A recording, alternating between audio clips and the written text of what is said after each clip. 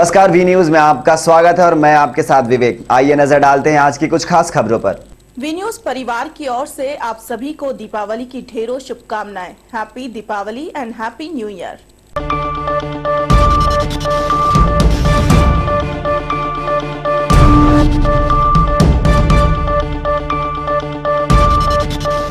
Don Chhota Shakeel ने इस बात का खुलासा किया है कि आखिर क्यों अंडरवर्ल्ड डॉन दाऊद इब्राहिम छोटा राजन को मारना चाहता है। डॉन छोटा शकील से इस बात का खुलासा किया गया है कि आखिर क्यों अंडरवर्ल्ड डॉन दाऊद इब्राहिम छोटा राजन को मारना चाहता है। छोटा शकील का कहना है कि मुंबई बम धमाके के 6 आरोपियों को छोटा राजन ने ही मारा है, इसलिए हम उसे मारे बिना चैन से नहीं बैठेंगे। बता दें कि 25 नवंबर को छोटा राजन को इंडोनेशिया के बाली से अरेस्ट किया गया है और उसे अब नई दिल्ली लाया गया है। एक अंग्रेजी अखबार से बातचीत के दौरान शकील ने कहा है कि 1998-2001 के दौरान छोटा राजन ने हमारे 6 साथियों को मार गिराया। हम उसे आज तक नहीं भूले हैं और इसका जल्द बदला लेकर ही रहेंगे। Bureau report. देश में कथित इंटॉलरेंस के मामले पर अवार्ड लौटा रहे राइटर्स और फिल्मी हस्तियों पर एक्टर कमल हसन ने एक बार फिर निशाना साधा है। देश में कथित इंटॉलरेंस के मामले पर अवार्ड लौटा रहे राइटर्स और फिल्म हस्तियों पर एक्टर कमल हसन ने एक बार फिर निशाना साधा है। उन्होंने कहा है कि ब्रिटिश सरकार का विरोध करने के बावजूद महात्मा गांधी ने अपनी लॉ की डिग्री नहीं लौटाई, तो आज हमें सम्मान लौटाने की क्या जरूरत है। अवार्ड न लौटाने पर विरोधियों के निशाने पर आए कमल हसन का कहना है कि ऐसा करने से किसी भी मुश्किल का हल नहीं निकलेगा।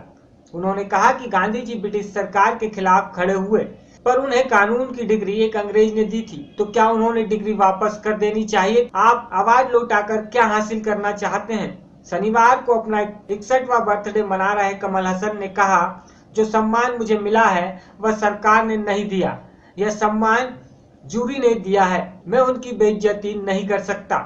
यदि इंटॉलरेंस बढ़ रहा है तो मैं इसके खिलाफ आवाज उठा सकता हूं। मैं यहाँ बिना किसी भेदभाव के किसी भी पार्टी लाइन से ऊपर जाकर कहूंगा, जब भी हमारी आजादी पर हमला होगा हम आवाज उठाएंगे। जब भी मेरी आजादी और बोलने के हक पर कोई असर पड़ेगा मैं अपनी आवाज उठाऊंगा। चेन्नई से शरीक। राजधानी में सॉलिड वेस्ट मैनेजमेंट सिस्टम को लागू करने की तैयारी तेज हो गई है। कचरा से बिजली पैदा करने के लिए जापान की कंपनी हिटाची और एक्सेल इंफ्रास्ट्रक्चर ने इस पर काम करना शुरू कर दिया है। राजधानी में सॉलिड वेस्ट मैनेजमेंट सिस्टम को लागू करने की तैयारी तेज हो गई है। कचरे से बिजली पैदा करने के लिए जापान की कंपनी हिटाची और एसेंस इंफो ने इस पर काम करना शुरू कर दिया है, क्योंकि शहर की साफ सफाई का काम एक्सेल इंफ्रा को करना है। रविवार को नगर निगम आयुक्त प्रशांत कुमार के साथ एक्सेल इंफ्रा के पदाधिकारियों ने झिरी स्थित नगर निगम के डंपिंग यार्ड का निरीक्षण किया। इस दौरान कंपनी के प्रतिनिधियों ने जमीन का पूरा विवरण लिया और वहां किए गए कार्य और कूड़े के स्तर का आकलन किया। मौके पर नगर आयुक्त ने कहा कि कचरे के निष्पादन के लिए जो भी कदम उठाने होंगे उसमें निगम सहयोग करेगा। कंपनी के प्रतिनिधियों ने जल्द से जल्द डंपिंग कार्य में काम शुरू करने की बात कही है। पीजी मास कॉम के स्टूडेंट के लिए अच्छी खबर है, अब इस विषय के स्टूडेंट को भी पीएचडी करने का मौका मिलेगा। रांची में पीजी मास के स्टूडेंटों के लिए अच्छी खबर है, अब इस विश्वविद्यालय के स्टूडेंट को भी पीएचडी करने का मौका मिलेगा। इसके लिए आर्थियों को पीएचडी एंट्रेंस टेस्ट पास करना होगा। शनिवार को वीसी डॉक्टर रमेश कुमार पांडे की अध्यक्षता में आरयू मुख्यालय में हुई एग्जाम बोर्ड की बैठक में इससे संबंधित प्रस्ताव को स्वीकृति दे दी गई है। मास कॉम के विषय में स्टूडेंट हिंदी, अंग्रेजी, उर्दू समेत अन्य लिटरेचर विषयों से पीएचडी कर सकेंगे। बैठक में प्रोविजन डॉक्टर एम रजौद्दीन, साइंस ने doctor dean Rajni Srivastava, social science dean doctor कर्मा उर्फ commerce dean doctor M B Sahu, परीक्षा नियंत्रण डॉक्टर आशीष कुमार झा समेत अन्य लोग मौजूद थे। इस निर्णय से आरयू राज्य का पहला विश्वविद्यालय होगा जहां स्टूडेंट मास कॉम विषय में भी पीएचडी कर सकेंगे। इसमें पीजी पास व फाइनल ईयर के स्टूडेंट फॉर्म भर सकते हैं। Bureau report, Ranchi. 2014 के लोकसभा चुनाव में नरेंद्र मोदी की जीत में अहम रोल निभा चुके इलेक्शन रजिस्ट्रेंट प्रशांत किशोर बिहार में नीतीश कुमार के लिए किंग मेकर साबित हुए हैं। 2014 के लोकसभा चुनाव में नरेंद्र मोदी की जीत के अहम रोल निभा चुके इलेक्शन रजिस्ट्रेंट प्रशांत किशोर बिहार में नीतीश कुमार के लिए किंग मेकर साबित हुए हैं।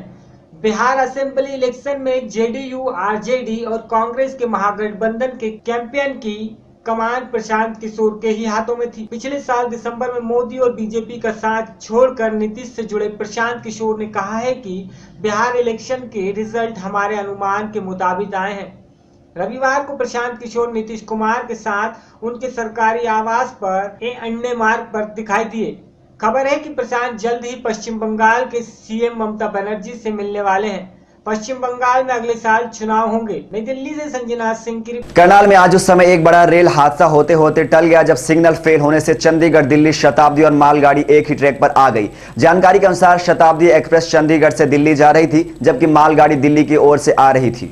करनाल में आज उस समय एक बड़ा रेल हादसा होते होते टल गया जब सिग्नल फेल होने से चंडीगढ़ दिल्ली शताब्दी और मालगाड़ी एक ही ट्रैक पर आ गई। जानकारी के अनुसार शताब्दी एक्सप्रेस चंडीगढ़ से दिल्ली जा रही थी जबकि मालगाड़ी दिल्ली की ओर से आ रही थी। करनाल स्टेशन के समीप जब शताब्दी के ड्राइवर ने दोनों गाड़ियों को एक ही ट्रैक पर आते देखा तो उसने सूझबूझ का परिचय देते हुए तुरंत ब्रेक मारे, जिससे एक बड़ा हादसा वक्त रहते टल गया, वरना कोई भी बड़ी घटना घटित हो सकती थी। फिलहाल घटना की सूचना मिलते ही रेलवे और पुलिस के अधिकारी मौके पर पहुंच गए और मामले की जांच शुरू कर दी है।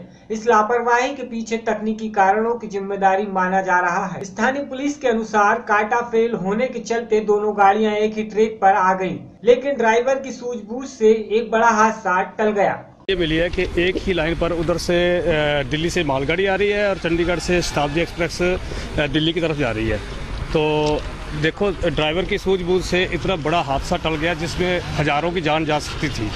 और उस ड्राइवर को हम तो यही कहेंगे कि बहुत ज़्यादा प्रोत्साहन मिलना चाहिए रेलवे की तरफ से भी और पब्लिक की तरफ से भी। और एक ही ट्रैक पे दोनों गाड़ी आ गई और जब 200-300-400 मीटर का फैसला रह गया तो इतने में शताब्दी का जो ड्राइवर था उसकी सूझबूझ, उसका इतना मतलब तेज़ दिमाग से उसने ये काम किया कि एकदम से अपनी गाड़ी को रोका, जैसे भी रुका तो उधर से उतरकर उसने लाल झंडी देकर उसको मालगाड़ी वालों को रोकने की कोशिश की। तो इससे ये हादसा कैसे हुआ? ये गलती तो जो है इसका तो नहीं पता, ये तो बाद में पता लगेगा, मगर ये है जो कांटा बदला नहीं गया तो ये जिसकी जिम्मेवारी थी या कांटे में खराबी आई थी ये तो वो रेलवे वाले इंजीनियर जान सकते हैं। या सवारियाँ तो बिल्कुल घबरा गई थी, बिल्कुल एकदम से उनकी तो जान मुट्ठी में आ गई थी। तो जब ये गाड़ी रुकी तो सभी सवारियां शताब्दी वाली नीचे उतर चुकी थी। क्या नाम आपका? तो राजेंद्र। करनाल से संजय कुमार की रिपोर्ट। खबरों में फिलहाल इतना ही, मुझे दीजिए इजाजत, नमस्कार।